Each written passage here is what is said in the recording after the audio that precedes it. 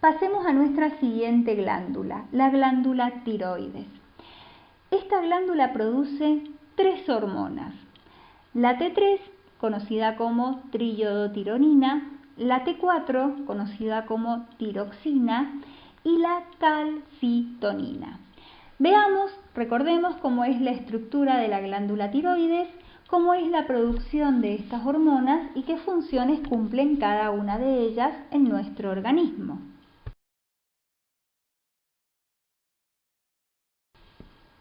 Recordemos cómo estaba constituida histológicamente esta glándula.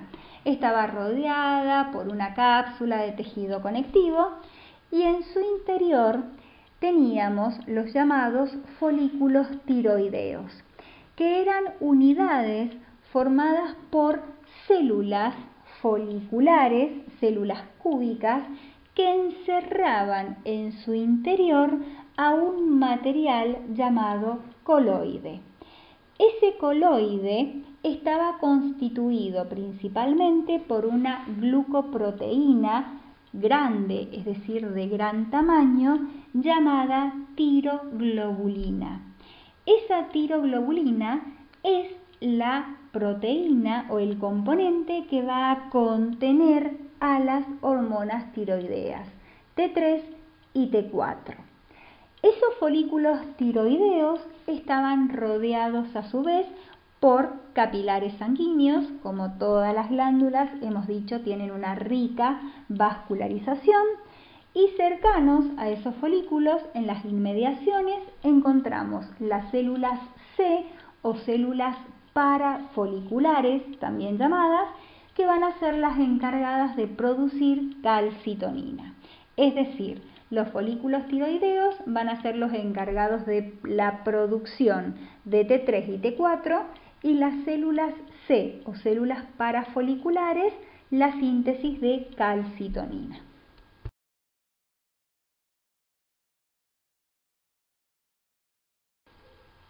¿Cómo va a ser la producción de las hormonas tiroideas por la glándula? Para producir estas hormonas es necesaria la presencia de yodo en forma de yoduro, que va a ser incorporado en nuestro organismo a través de los alimentos, a través de la dieta. Ese yoduro que se encuentra circulando en sangre va a ser capaz de ingresar, ser captado por las células foliculares, ser volcado al coloide, y una vez en el coloide, ese yoduro va a sufrir 2 procesos. Uno que se llama oxidación, es decir, ese yoduro se va a oxidar a yodo, y ese yodo posteriormente va a sufrir lo que se llama organificación. ¿Qué significa? Que va a ser incorporado a los residuos de tirosina que están presentes en la molécula de tiroglobulina. Al incorporarse yodo a los residuos de tirosina, se me van a formar residuos que se llaman MIT y DIT, unidos a la tiroglobulina. ¿Qué significan estos residuos? MIT significa monoyodotirosina y DIT significa diyodotirosina. Estos residuos, estos componentes, van a ser capaces de asociarse, de unirse.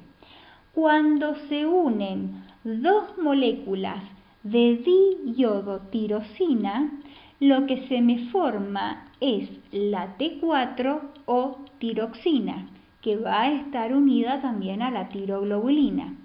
Y cuando se une una monoyodotirosina con una diyodotirosina, me van a originar la T3 o triyodotironina. Estas hormonas se encuentran almacenadas en el coloide, unidas, asociadas a la tiroglobulina, y van a ser liberadas paulatinamente, de a poco, cuando nuestro organismo lo necesite. Es decir, cuando nuestro organismo necesite o la glándula reciba la estimulación para la liberación de estas hormonas, T3 y T4 van a pasar a la sangre para ejercer su acción correspondiente.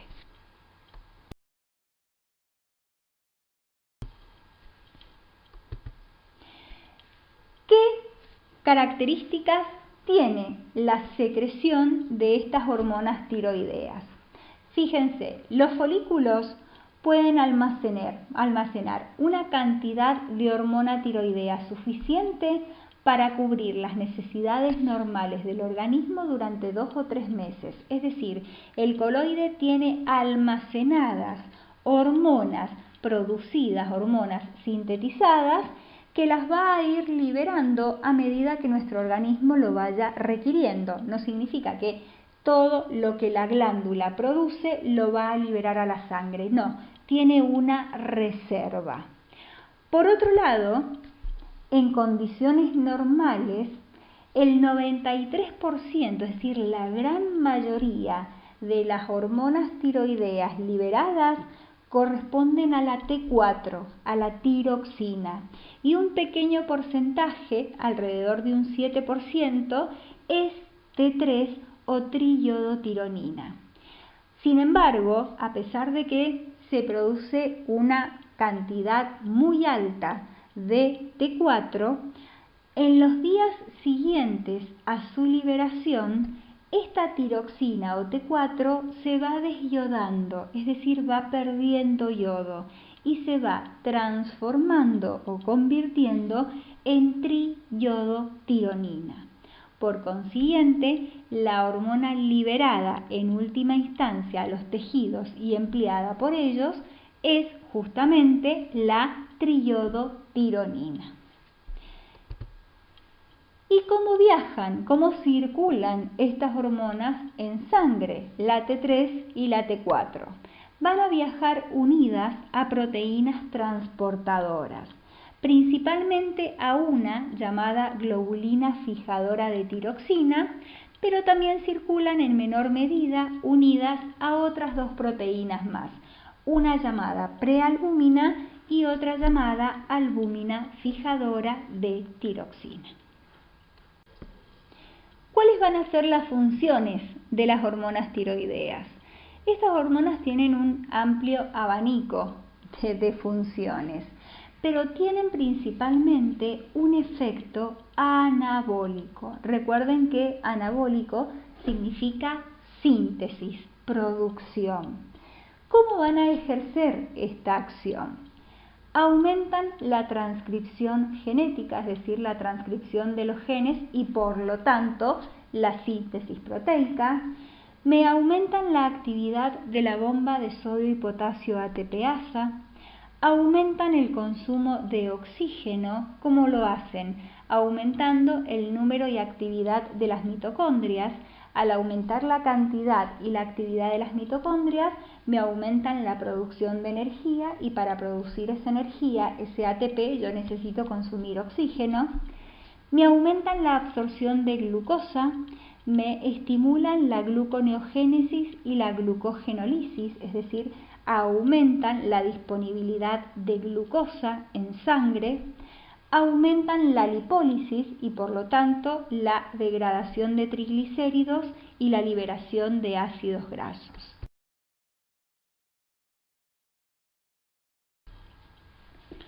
Por otro lado, también cumplen funciones a nivel cardiovascular, aumentan el flujo sanguíneo, la frecuencia y la fuerza cardíaca, también relacionada con los efectos metabólicos que están produciendo, aumento de energía, aumento de la disponibilidad de glucosa, aumento de la disponibilidad de los ácidos grasos, aumentan la respiración, aumentan el calcio disponible en el músculo para la contracción muscular, justamente esto también favorece los efectos cardiovasculares, y estimulan el desarrollo neuronal y la mielinización en la etapa fetal y neonatal.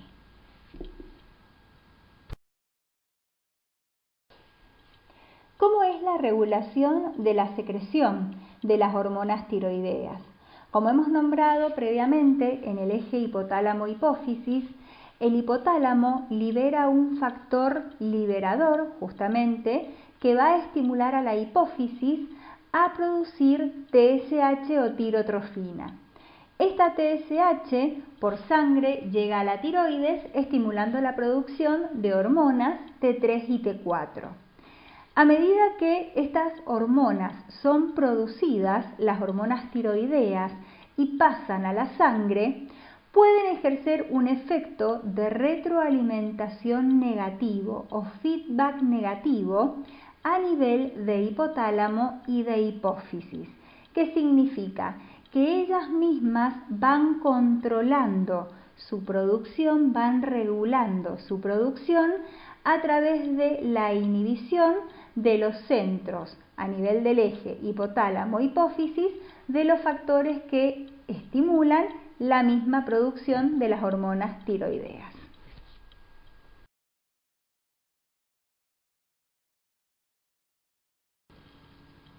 Y la otra hormona producida por la glándula tiroides, habíamos dicho que es la calcitonina.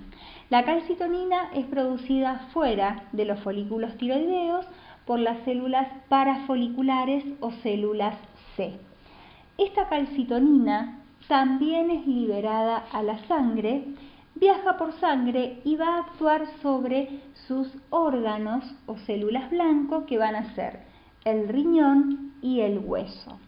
¿Cuál va a ser la función? El efecto de esta hormona me va a reducir las concentraciones plasmáticas de calcio, es decir, disminuye la cantidad, la concentración de calcio que se encuentra circulando en la sangre.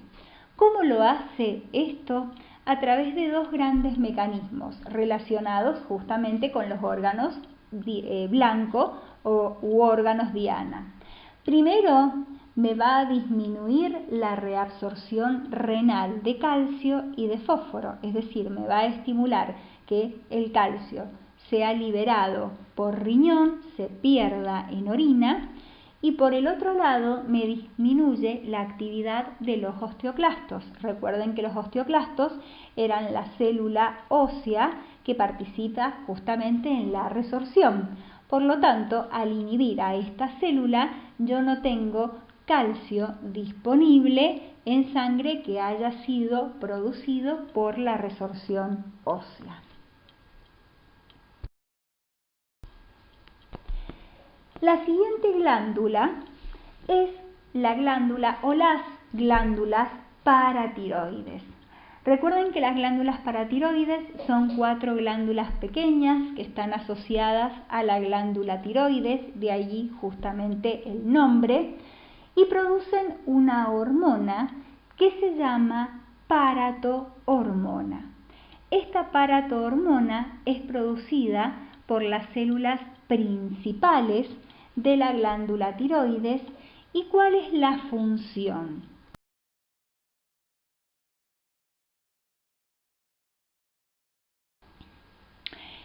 Esta hormona, una vez que es producida, va a pasar a sangre y por sangre va a viajar a sus órganos blancos, que son el riñón, el hueso y el intestino. Fíjense que son los mismos órganos blancos de la calcitonina, salvo el intestino. ¿Qué efecto va a tener? El opuesto a la calcitonina. La paratohormona lo que hace es mantener los niveles de calcio en sangre dentro de los niveles normales, tratando de aumentarlos. ¿Cómo lo va a hacer? Aumentando la reabsorción de calcio a nivel renal y disminuyendo la de potasio, es decir, favorece la retención de calcio a nivel renal. Me va a aumentar la resorción ósea activando los osteoclastos y a nivel del intestino me va a estimular la absorción de calcio y de fósforo proveniente de los alimentos. Todo esto va a hacer que los niveles de calcio tiendan a aumentar en sangre y se mantengan dentro de los niveles normales. La paratohormona podemos observar que también tiene otra función, que es permitir la activación de la enzima a nivel renal que participa en la hidroxilación del carbono 1 de la vitamina D. ¿Qué significa esto? Nosotros sabemos que la vitamina D, para transformarse en su forma activa, necesita sufrir 2 hidroxilaciones, es decir, sumar o incorporar 2 grupos oxidrilo, uno al carbono 1 y otro al carbono 25 de su molécula. En el hígado se produce la hidroxilación del carbono 25, pero en el riñón, mediado por una enzima específica, se produce la hidroxilación en el carbono 1, formándose así la 1,25-dihidroxicolecalciferol, la forma activa de esta vitamina. La paratormona justamente permite la activación de esta enzima para formar la 1,25-dihidroxicolecalciferol, la forma activa de la vitamina D.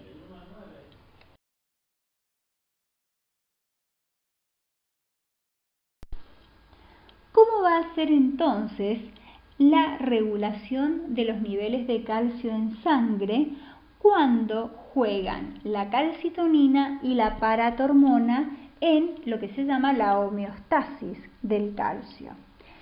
Cuando aumentan los niveles de calcio en sangre, ese aumento es captado por la glándula tiroides. La glándula tiroides, frente a este aumento, va a estimular la producción y liberación de calcitonina. La calcitonina en el hueso va a disminuir la resorción ósea, inhibiendo a los osteoclastos. En el riñón va a aumentar la eliminación de calcio, es decir, va a disminuir la reabsorción del metal, y todo esto va a traer como consecuencia que los niveles de calcio que estaban aumentados bajen y se normalicen. En el caso opuesto, que los niveles de calcio en sangre hayan disminuido por alguna causa, ¿quién va a detectar esta disminución? Las glándulas paratiroides. Van a generar su hormona, la paratormona, y esta paratormona va a estimular la resorción ósea a través de la activación de los osteoclastos, va a estimular la absorción de calcio a nivel intestinal de la dieta y va a estimular la reabsorción de calcio a nivel renal, es decir, evitando que se pierda calcio por orina. De esta manera, el calcio es retenido en nuestro organismo, aumenta en sangre y esos niveles justamente vuelven a la normalidad. De esta manera es como la calcitonina y la paratormona juegan entre ellas según cómo sean los valores, cómo esté el rango de calcio circulante en sangre en nuestro organismo. Y como mencionamos previamente, la paratormona participa en el proceso de activación, de transformación en la forma activa de la vitamina D. Por lo tanto, la vitamina D también va a tener un rol y jugar un papel en la homeostasis del calcio. Recordemos qué funciones tenía la vitamina D para que lo podamos asociar. La vitamina D se la considera una hormona, por más que es una vitamina, se la considera con efecto hormonal promotor sobre la absorción intestinal del calcio. Me estimula la absorción en este órgano del calcio, que es principalmente su principal órgano blanco.